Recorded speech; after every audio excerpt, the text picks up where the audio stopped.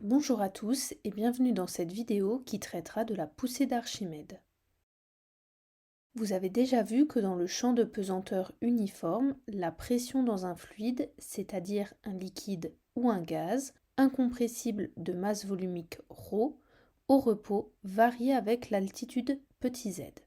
Soit un fluide au repos si l'on considère deux points de ce fluide aux altitudes Z1 et Z2, on peut leur associer chacun une pression que l'on notera P1 et P2. D'après la loi de la statique des fluides, on peut écrire que P1 moins P2 est égal à ρ fois G facteur de Z2 moins Z1. Ainsi, si Z1 est supérieur à Z2, alors P1 est inférieur à P2. La pression est d'autant plus importante que l'altitude au sein du fluide est faible.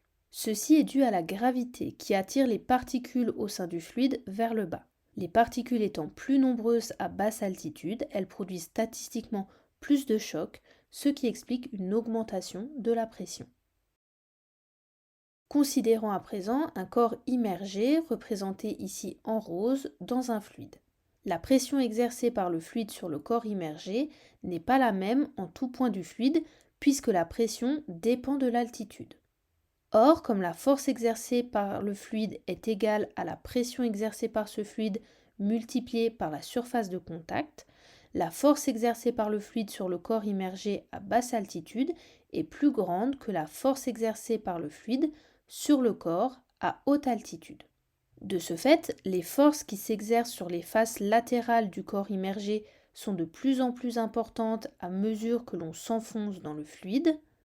De même, les forces exercées sur la face supérieure sont plus faibles que celles exercées sur la face inférieure.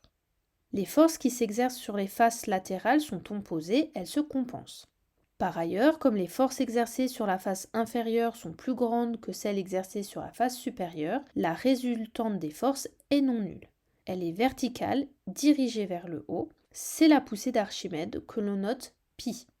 Ainsi, la poussée d'Archimède est la résultante des forces de pression exercées par un fluide au repos sur un corps immergé dans ce fluide.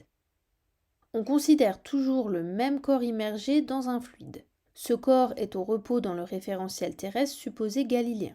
Le corps est soumis à deux forces, son poids, P, et la poussée d'Archimède, π. D'après la première loi de Newton, si le corps est au repos, on peut écrire que le poids plus la poussée d'Archimède est égal au vecteur nul. Si l'on retire le corps immergé, un élément de fluide de même forme et de même volume prend sa place. Cette portion de fluide est également au repos et est soumise à deux forces, son poids que l'on note P fluide et la poussée d'Archimède qui est la même que précédemment. De ce fait, d'après la première loi de Newton, le fluide étant au repos, on peut écrire que P fluide plus π est égal au vecteur nul. Ainsi, la poussée d'Archimède est égale à moins P fluide, elle est donc opposée au poids du fluide. On peut donc dire que la poussée d'Archimède est égale à moins m fluide fois le vecteur g, qui est égal à moins ρ du fluide fois Vim fois le vecteur g, où Vim est le volume du corps immergé qui a été remplacé par du fluide. Cette relation est à connaître. Les caractéristiques de la poussée d'Archimède sont donc une direction qui est verticale, un sens dirigé vers le haut, et une norme qui se note π égale ρ fluide fois le volume immergé du corps fois petit g, l'intensité de la pesanteur. Pour finir, résumons les notions qu'il est important de retenir.